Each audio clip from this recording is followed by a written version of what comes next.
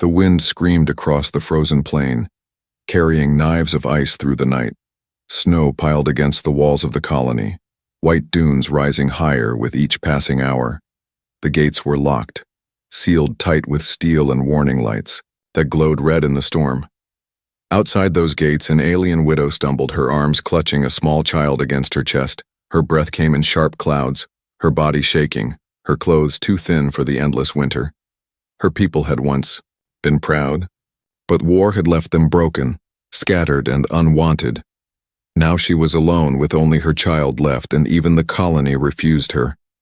The guards had looked at her with cold eyes, their rifles glowing, and they told her to leave. She had begged, her voice raw, her child crying in her arms. But the answer was the same: no shelter, no food, no place for an alien widow inside the human walls. The gates closed with a hiss, iron doors cutting her off from warmth. The storm swallowed her screams, and the child's weak sobs faded under the roar of the wind. The snow bit into her legs, pulling her down with every step. Her child's small body grew heavy, too heavy, as if the night wanted to claim him. She whispered lullabies, soft songs of her people. Though her lips were numb and bleeding, her voice cracked, but she kept singing, because silence would mean giving up. The colony lights glowed faintly in the distance, a cruel reminder that warmth and fire burned just beyond reach. She could almost smell food, almost hear laughter inside, but the cold reminded her of the truth. Her kind was not welcome, not anymore. They said her people started the war. They said her husband was a soldier who deserved death. The widow pressed her forehead against her child's, her tears freezing on her skin. She remembered her husband's last words. Take care of him. He must live, she had promised, and she would fight until her body failed. But her strength was slipping, her knees sinking into the snow, her arms trembling. The child stirred, whispering for warmth, whispering for father. Her heart broke again. And again, each time his small voice reached her ears.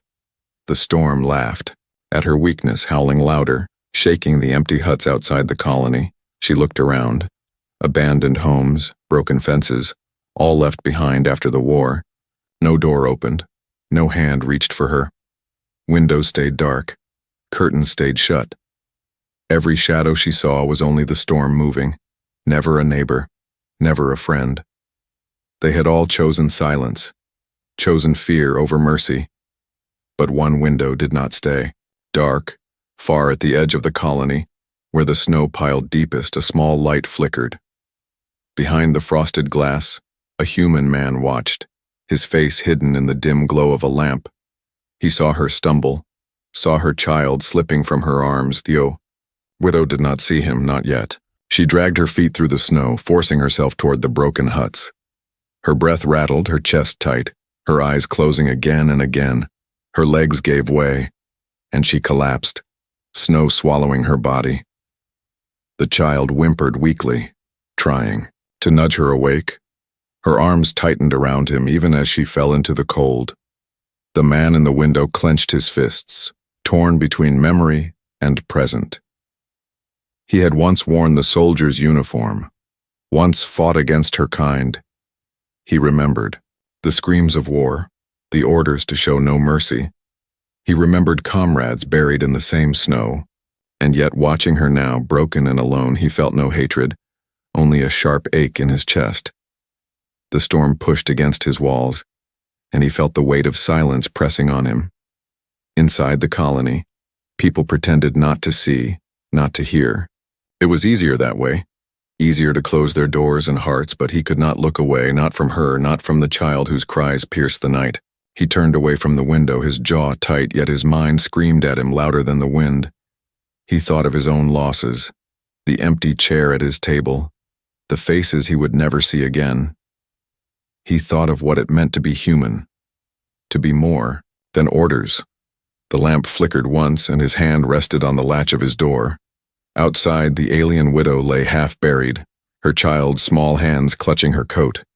The storm pressed harder, daring her to rise, daring her to fight for one more breath. Her eyes closed. darkness pulling at her, but she whispered one last promise. "I will not let you die," she told her child. Even as the night tried to take her, the human shadow moved behind the frosted glass. He stood still for one last moment, the war in his heart raging louder than the storm. The widow's child gave a cry, thin and desperate, and the sound broke through the walls of his silence. The man's door creaked, the hinges groaning. A shaft of warm light spilled into the frozen dark. The storm roared, but the human stepped out, his coat flaring in the wind. For the first time, the widow was not alone in the cold. The storm still raged outside, tearing at the human's coat as he bent down to the fallen widow. Snow clung to her skin like claws, her lips pale, her eyes half closed. The child clutched her with weak fingers, whimpering softly, his breath misting in the air. The human hesitated, his hand trembling above them, torn between memory and mercy. He knew this was madness. If the patrol saw him carry an alien into his home, he could be branded a traitor. Sheltering the enemy was a crime in the colony, one that could mean prison, even death. But when the child's tiny voice cracked the night again, he could no longer stand still. He lifted the widow into his arms, her body limp and cold. The child pressed against him too, shivering violently. Their weight was heavier than he expected, but he pushed forward, forcing his boots through the snow. Behind him, the colony walls loomed like stone giants, silent and merciless inside his home. Warmth waited, though not much. A fire burned low in the hearth, the only light in the small wooden room. The man kicked the door shut behind him, snow scattering across the floor. He lowered the widow onto a rough bed, covering her with an old blanket. Her chest rose and fell, slowly, but she lived. The child crawled beside her, eyes wide, staring at the man. Fear and confusion swirled in those young eyes, but also a faint spark of hope. The man turned away quickly, pouring water into a pot to warm it by the fire. He had once promised himself never to get involved again, never to open his door, never to risk his life for others. The war had taken too much from him, left him bitter, silent, and alone. But now the silence was broken, and he could not push it back. The widow stirred, her lips moving. Her voice was faint, cracked by the cold, but the words were clear. Why did you open your door?" she asked. Her eyes searched his face, not with trust, but with suspicion. He did not answer at once. He poured hot water into a cup, added dried herbs, and placed it beside her. His hand lingered on the table, steadying itself as he finally spoke. "Because I could not watch your child die," he said quietly. Her eyes narrowed, pain and anger hidden in the shadows of her gaze. "My husband died because of humans like you," she whispered. Her words cut deep, sharper than the wind outside. The man did not flinch, but his jaw tightened. "I know," he said, voice flat. "I lost people too. The war took everything from me." The widow looked away, clutching her child to her chest. Her silence was heavier than any words, pressing against the walls of the small room. The fire crackled. The storm howled beyond. The window, for a long time, no one spoke. Only the child's breathing filled the air, uneven and fragile. The man sat in a wooden chair, staring at the flames, his thoughts drowning in memory. Images rose unbidden. Flashes of smoke, screams, soldiers falling beside him. Orders shouted through the chaos. He remembered the moment he chose to stop fighting, the moment he walked away from the army. And yet, no matter how far he went, the war followed him like a shadow. The widow's voice broke the silence again, low and bitter. "You should have left me in the snow. It would have been kinder." The man shook his head, his eyes still on the fire. "I am no longer a soldier," he said. "I do not follow orders anymore." The child reached for the cup of warm water, small hands trembling. The man helped him lift it, careful not to spill. The boy drank slowly, his face softening as warmth returned to his body. For the first time, the man allowed himself a small breath of relief. Yet danger was already close. Boots crunched in the distance, voices carried faintly through the storm. Patrols, searching the streets, making sure no alien had slipped past the gates. The man froze, his hand tightening on the arm of his chair. The widow heard it too, her body stiffening, her eyes locked on his, wide with fear. "Will you give us away?" she whispered, her voice trembling. The man stood, crossing the room quickly, and blew out the lamp. Only the firelight remained, dim and flickering. He motioned for her to stay silent. The footsteps grew louder, stopping just outside his door. A hard knock shook the wooden frame, echoing through the room. The widow pulled her child close, her breath sharp. The man's heart pounded, his fists clenching. He had only minutes to choose: betray them or protect them. He looked at the door, then back at her, the war inside his chest burning hotter than the fire. The knock came again, this time harder. "Open up!" a voice barked, harsh and commanding. The storm screamed behind it, demanding an answer. The man took a slow breath, his hand moving toward the latch. The widow's eyes pleaded with him, though no words left her lips. The child hid his face against her shoulder, trembling. The man closed his eyes for one heartbeat, then opened them with steel resolve. Whatever happened next, his choice would not be silence again. The knock on the door thundered again, louder, sharper, as if the storm itself demanded an answer. The human stood frozen, hand near the latch, heart pounding like a drum. The widow clutched her child tighter, her eyes wide with terror. "The patrols," voice boomed through the wood. "Open up, inspection." For a moment, the man thought of surrender. It would be easy. Open the door, point to the strangers, and the danger would vanish. He could claim innocence, say they forced their way in, and no one would question him. But then he looked at the boy, trembling, eyes full of silent pleading, and he knew he could not.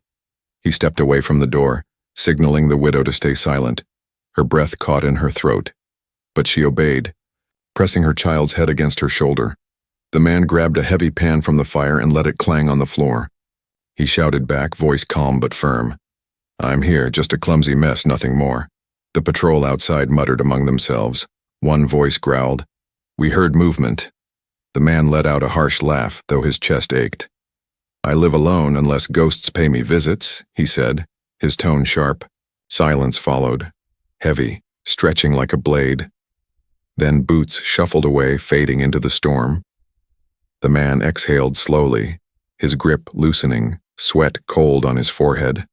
The widow's eyes never left him, filled with doubt and confusion. He lit the lamp again, shadows retreating to the corners of the room. The widow whispered, "Why did you lie for me?" Her voice was raw, broken between fear and disbelief. The man met her gaze, his own steady, though his heart still raced. "Because no one deserves to die in the snow," he said, her lips pressed into a thin line, her eyes hard. "You speak of mercy, but your kind showed none in the war," she whispered. Her words carried old wounds, scars deeper than the storm outside. The man sat down, his chair creaking beneath him. "I did not fight for hate," he said slowly. "I fought because I was told to." The widow shook her head, clutching her child close. "That excuse killed my husband," she said, tears glistening on her cheeks. Her child stirred, tugging gently at her sleeve. He looked at the man with wide, innocent eyes. Hungry eyes. Tired eyes. But without the poison of the past. The boy whispered, "Mama." Warm. Pointing at the fire. The widow's anger faltered. Just for a moment, the man rose, took bread from a shelf, and placed it gently in the child's small hands. The boy's face lit with weak gratitude, breaking the silence like dawn breaking night. For the first time, the widow did not pull away. Still, her voice shook. "Do you think kindness can erase the blood on your hands?" The man's jaw tightened, but he did not turn his face from her. "I do not seek forgiveness," he said. "Only a chance to be more than the orders I once obeyed." The words hung heavy in the room, half confession, half plea. The widow looked at him long, the fire reflecting in her dark eyes. She wanted to hate him, wanted to curse him, but her child's soft chewing filled the silence, a fragile sound of life, and she could not speak her hatred aloud. Not tonight. The storm raged outside, but inside the small cabin, A fragile warmth grew. The fire burned brighter. The boy's cheeks regained color. The widow's shoulders eased. Though her heart still carried iron walls, the man watched them quietly. A soldier who had lost everything, yet found himself keeping strangers alive. The child broke the silence once more, pointing at the human scar across his hand. "What happened?" he asked, his voice curious, innocent. The man looked at the mark, the memory of battle flashing behind his eyes. "A reminder," he said softly, "that war never truly ends." The boy tilted his head, then smiled faintly. To him, scars were stories, not barriers. The widow noticed, her chest tightening, realizing her son had found comfort where she only found pain. For the first time, she looked at the man not as an enemy, but as a question. Outside, the patrol's voices faded deeper, into the storm. But danger had not left, it only circled, waiting. The man knew they would return, searching, always searching. He also knew he had made a choice tonight, one that could not be undone.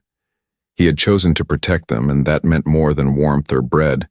It meant standing against his own people if the time came. The widow saw it in his eyes, the weight of his unspoken vow. Her lips parted as if to argue, but the words never came. Instead, she whispered, "If you betray me, if you betray my child, I will not forgive." The man nodded, accepting the threat like a soldier accepts his orders. "I will not," he said simply, no hesitation in his tone. The fire crackled, the storm roared, and fragile trust settled between them like a thin glass bridge. Neither of them knew if it would hold. Neither of them knew if it could survive the weight of fear, memory, and danger. But for now, the widow stayed on the bed, the child in her arms, and the human sat by the fire, guarding strangers who had already changed his fate. The fire burned low, throwing long shadows across the wooden walls. The human sat in silence, sharpening a small knife, the sound of steel against stone, soft but sharp. The alien widow watched him from the bed, her child asleep in her arms. The storm outside howled like a hungry beast, pressing against the cabin. Hours passed, but sleep never came for the man. His mind wrestled with the choice he had made. He had opened his door to the enemy. He had lied to the patrol. There was no turning back now. The widow stirred, her voice breaking the silence. "You risk your life for me, but why?" she asked. Her words were quiet, but they carried weight like stones dropped into water. The man looked up, his eyes tired but steady. "Because the war already took everything from me," he said. "I will not let it take a child too." The widow held her son tighter, her lips trembling. She wanted to reply with anger, but instead tears filled her eyes. For a long time she said nothing. Then slowly, she reached into her coat, pulling out a small object wrapped in cloth. She held it carefully, as if it was more precious than life itself. When she unwrapped it, a faint blue light filled the room. The man frowned, leaning closer. It was a crystal, small, glowing softly, like captured starlight.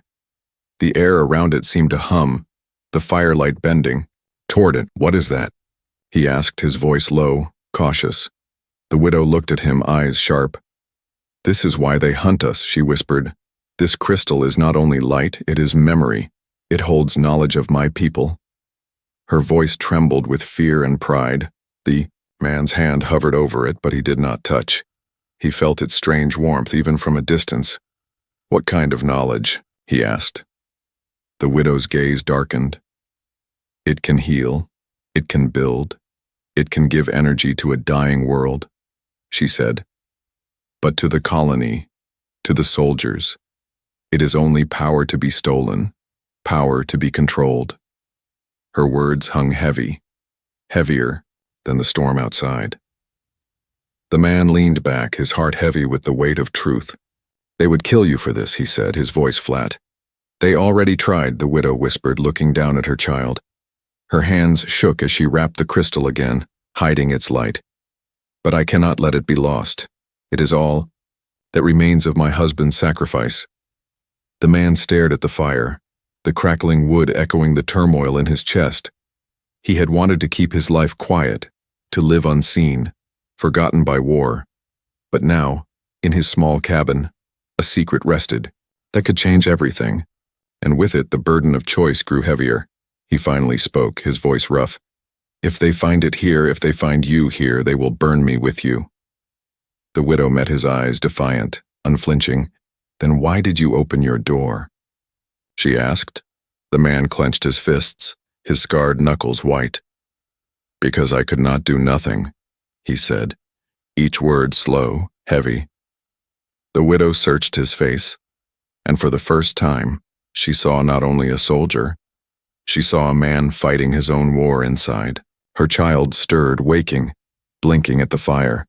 The boy's eyes caught the faint glow from the wrapped crystal. "Mama," he whispered, pointing, but she hushed him quickly. The man watched, silent, the weight of their secret settling deep. Into him suddenly the sound of voices carried through the storm again. Closer this time, boots crunching in the snow outside. The widow froze, clutching the crystal tight against her chest. The man stood quickly, his knife still in hand. Shadows passed by the frosted window. One soldier's lantern shone briefly, scanning the snowdrifts. "They are searching again," the man muttered, his jaw tight. The widow's eyes filled with panic. "They will not stop," she whispered, her voice breaking. "They know I have it. They will search until they find me." The man's chest tightened, his choice growing clearer, harsher. If he sent her away, she would die, but if he kept her, he might die too. The footsteps moved past, fading into the storm once more. The man lowered the knife slowly, his breath ragged. The widow sank back, onto the bed, trembling, clutching her child in the hidden crystal. The firelight flickered, shadows dancing across their faces. Finally, the man spoke, his voice steady. "If you stay here, you must trust me," he said. "And if I protect you, you must promise me this, no more lies." The widow's lips parted, hesitation flickering in her eyes. She looked down at her sleeping child, then back at him. Her voice cracked, but her words were clear. "I promise," she whispered, for the first time fragile trust deepened, stronger than before. The man sat back in his chair, staring into the fire. He knew the storm outside was nothing compared to the storm that now lived. Within his walls, secrets, danger, betrayal, they all waited beyond his door. But he also knew he would not turn them away. Not anymore. The storm outside clawed at the walls of the cabin, but the silence inside was heavier than the wind. The human sat by the fire, his eyes fixed on the flames, yet his thoughts burned hotter than the wood. Across the room, the widow watched him, the crystal hidden beneath her blanket, her child asleep against her side. Both of them listened to the storm, but both knew the true danger was not the cold, it was the colony itself. A sudden knock slammed against the door, sharp and commanding. The child stirred, whimpering softly. The widow pressed a hand over his mouth, her eyes wide with fear. The man stood, his jaw tight, his scarred hand resting on the handle of his knife. Another knock came, louder, followed by a voice harsh and cold. "Inspection, open the door." The widow's breath caught, her hands trembling. She mouthed the word, "soldiers." Her eyes, locked on the man. He gave her a quick glance, his face unreadable, then stepped toward the door. His boots thudded on the floorboards, each step like the toll of a bell. The voice outside grew impatient.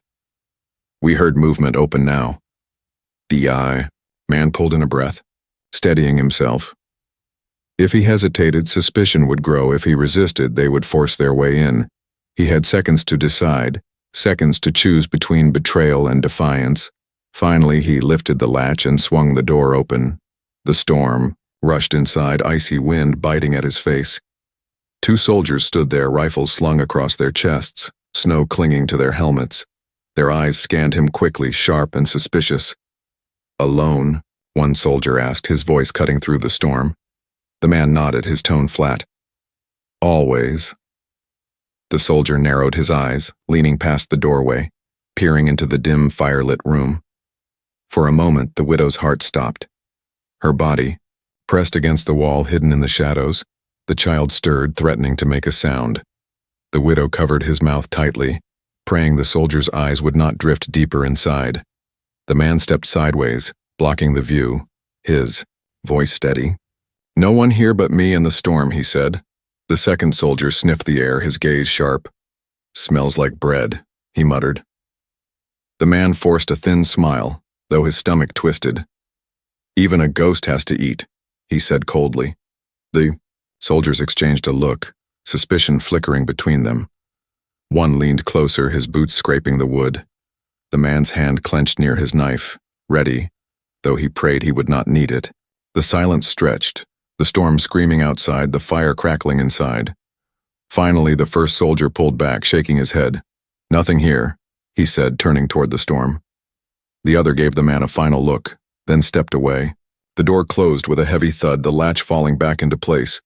The widow gasped, her chest heaving, her child clinging to her. The man's shoulders sagged, his breath finally escaping in a rush. He turned, his eyes burning, and hissed, "You nearly gave us away?" The widow flinched at his anger, her voice breaking. "Do you think I want to die?" Her words cut sharp, filling the small room like shattered glass. The child whimpered softly, pressing his face against her. The man dragged a hand down his face, his anger cooling into exhaustion. "No," he said quietly. "I think you already have too much to lose." The widow's eyes glistened, but she said nothing. Her silence was heavy, filled with grief and pride. The man sat again by the fire, staring into the flames. "You cannot stay hidden forever," he muttered, more to himself than to her. The widow finally spoke, her voice. "Corset, they will not stop until they find the crystal," she whispered. The man's eyes flicked to her, his jaw tightening. "Then you've brought death to my door," he said, his tone harsh. Tears filled her eyes, but she did not look away. "I had no choice," she whispered, clutching her child tighter. The man stared at her for a long moment, his chest heavy with anger and pity.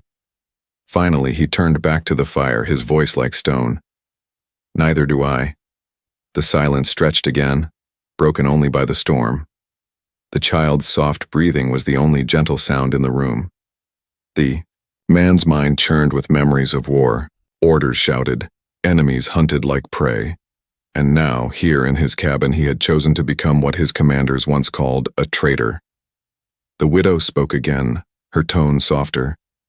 "You could give us away, save yourself, no one would blame you." The man's head turned sharply, his eyes burning. "I already made my choice when I opened that door," he said, his voice steady. The widow studied him, her heart torn between fear and something she could not name. She wanted to hate him, but he had risked his life twice now. The fragile trust between them grew, though it was thin, delicate. As glass, it might shatter with one wrong word, but it was there.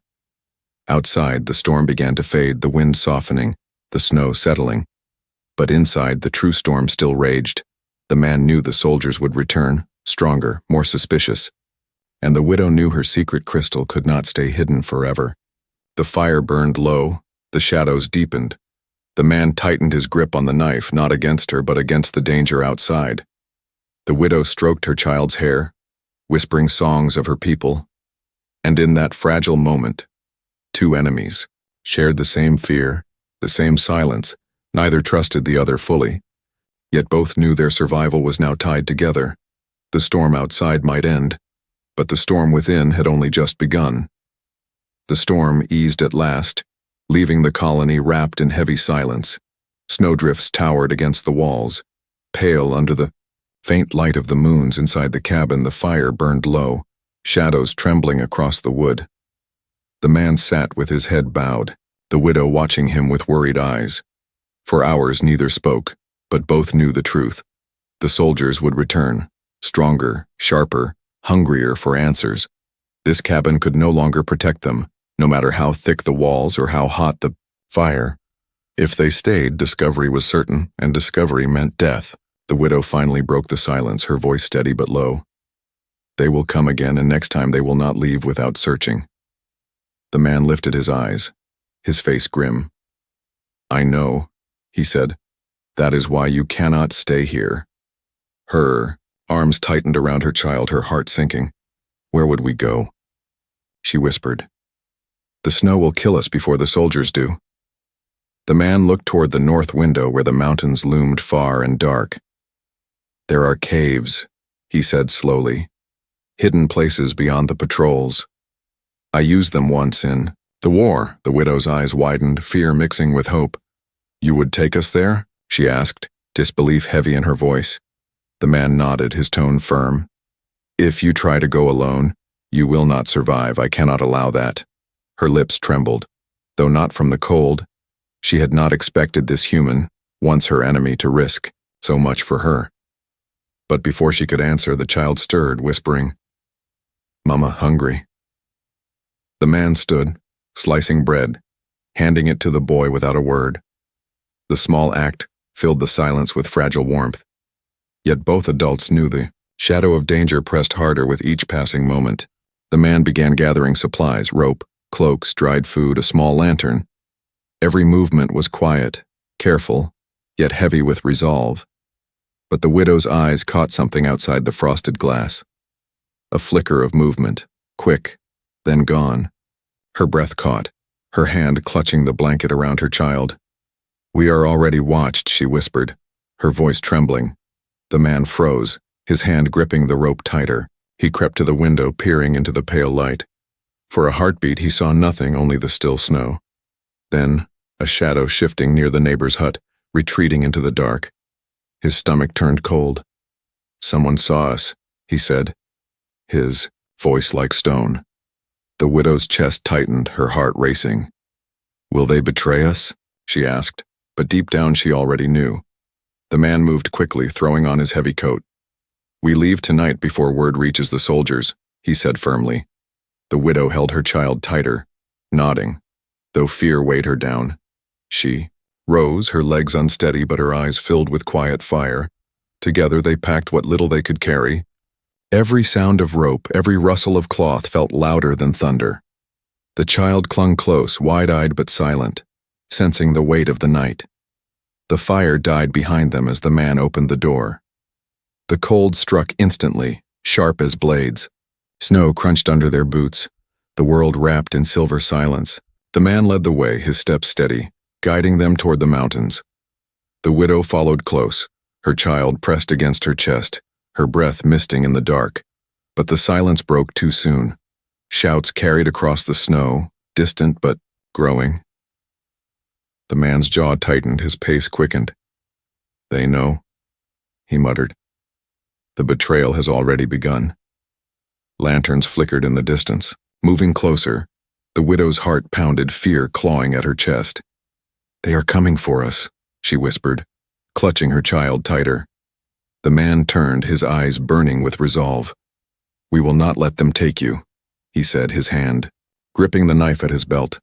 The widow shook her head, whispering fiercely, "If they catch you, they will kill you too." The man's voice was firm, unshaken. "Then I will not be caught." They hurried toward the tree line, snow dragging at their legs. The lanterns grew brighter, the shouts louder. The widow stumbled, but the man caught her arm, pulling her forward. Her child whimpered, but she hushed him quickly, pressing his face against her shoulder. The betrayal burned in the man's chest like fire. A neighbor, someone he had shared silence with for years, had chosen fear over mercy. Now the soldiers hunted them through the snow, their rifles ready, their boots pounding the earth. The human gritted his teeth, every step carrying him deeper into rebellion. The mountains rose ahead, tall, black shapes against the pale sky. The man pointed, his voice urgent but low. "There, the caves. Once we reach them, we can hide." The widow nodded, though her lungs burned, her legs near breaking. Behind them, a voice rang out, cruel and cold. "There, stop them!" The sound of rifles being readied cracked the night. The widow gasped, clutching her child, her heart frozen with fear. The man turned, his body a shield, his knife flashing in the faint light. For the first time, his voice roared with defiance. "You will not take them," he shouted, and with those words the true battle began. The night split open with shouts and the gleam of rifles. The widow clutched her child close, her heart racing, her breath sharp in the frozen air. The man stood between her and the soldiers, knife in hand, his body a wall of defiance. Snow swirled around them, the storm now only a whisper compared to the storm of men. "Step aside," a soldier barked, his lantern throwing cruel light across the snow. "They are enemy scum, they carry contraband, give them up and you will live." The man's chest rose and fell, but his voice was steady. "No," he said. "They are under my roof and I will not betray them." The soldiers laughed coldly, rifles raised. "You risk your life for an alien?" One sneered. The man's grip tightened on his knife, his eyes burning. "I risk it because I still know what it means to be human," he answered. The widow's eyes filled with tears, her body trembling. No one had ever spoken for her since the war ended. She pressed her lips to her child's hair, whispering prayers her people once sang beneath the stars. Her voice cracked, but the child clung to her, whispering back, "Mama, safe." The soldiers stepped forward, boots crunching in the snow. The man roared, charging into them with sudden fury. His knife flashed, striking the lantern, shattering it into darkness. The snow swallowed the light, shadows and fire scattering across the ground. Chaos erupted, shouts, curses, the clash of steel and rifle stocks. The widow crouched low, covering her child, heart hammering. She could only see glimpses, the man fighting like a cornered wolf. Every strike was fueled not by hate but by desperate resolve. A rifle fired, the sound thunderous in the night. The widow gasped, fear choking her, but the man still stood, blood streaking his arm, his face set like stone. He drove forward again, forcing the soldiers back step by step. For a moment it seemed he might fall, too many against one, too strong, too armed. But then, from the colony walls, windows opened, faces peered into the night. The sound of the struggle carried, louder, than the storm itself, colonists whispered, voices rising. They saw the widow, the child trembling in the snow. They saw the man, once their soldier, now standing alone against his own kind. And something began to shift, quiet but undeniable. One door opened, then another. Lanterns flickered across the colony, not in soldiers' hands, but in neighbors' hands. Murmurs grew into shouts, "Let them go, leave them be." Fear still lingered, but mercy stirred within the crowd. The soldiers faltered, eyes darting to the colonists. They were trained to obey orders, to kill without hesitation, but now they stood in front of their own people, people no longer silent. The man saw the hesitation and stepped forward, his voice booming. "You call yourselves human, yet you leave a mother and child to die in the snow," he shouted. "Is this the mercy we fought for? Is this the future we built with blood?" His words struck like thunder, carried by the fire in his chest. The colonists murmured louder, no longer looking away. The widow's tears froze on her cheeks, her heart pounding. She had begged at these gates before, only to be denied. Now one man's defiance cracked the silence of a whole colony. She whispered to her child, "Remember this night, remember this door." The soldiers lowered their rifles slowly, uncertainty shaking their hands. One barked, "This is treason," but his voice lacked power. The man stood taller, blood dripping into the snow, his voice firm. "Then call it treason. But it is better than losing our humanity." The silence that followed was deep. Snowflakes drifted softly between them, the storm now only a memory. The soldiers stepped back, their eyes cold, but they did not fire. They turned, retreating toward the colony gates, leaving behind their failure. The colonists remained, silent but watching. Some faces still hard, others softened. No one came forward, not yet, but no one turned away either. The widow felt the weight of it. Something had changed, even if only a little. The man staggered, his strength fading. The widow rushed to him, catching his arm, her child clinging to his coat. "You opened your door to us," she whispered, her voice trembling. "You stood against your own, to protect strangers." The man met her eyes, his own weary but steady.